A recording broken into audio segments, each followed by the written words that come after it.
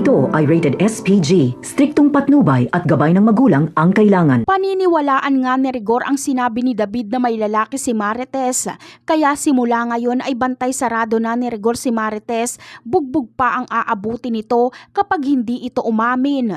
Kahit anong mangyari ay hindi aaminin ni Marites na nakikipagkita siya kay Ramon dahil napakalaking gulo nito kapag malaman ni Rigor na buhay pa si Ramon. Pagsusuplong na ito ni David kay Rigor na may lalaki si Marites ay akala niya ay tagumpay na siya.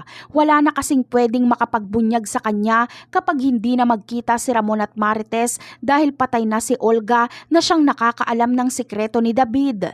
Ngunit ang pagiging kampante ni David ay biglang mawawala dahil biglaan ang kanyang pagkabunyag.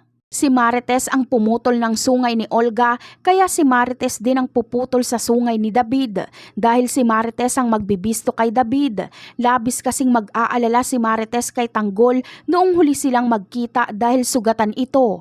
Iniisip ni Marites kung anong kalagayan ni Tanggol kung nagamot na ba ito o hindi.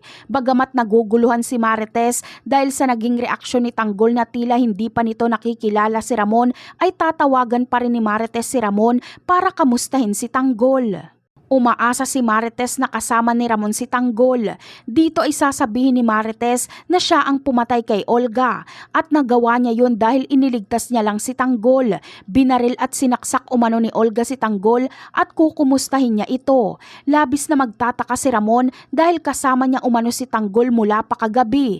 Dito na mapagtatanto ni Ramon na impostor itong kinikilala niyang anak lalo na't si Olga ang nagpakilala nito sa kanya. Kaya abangan na lang natin yan. Bye!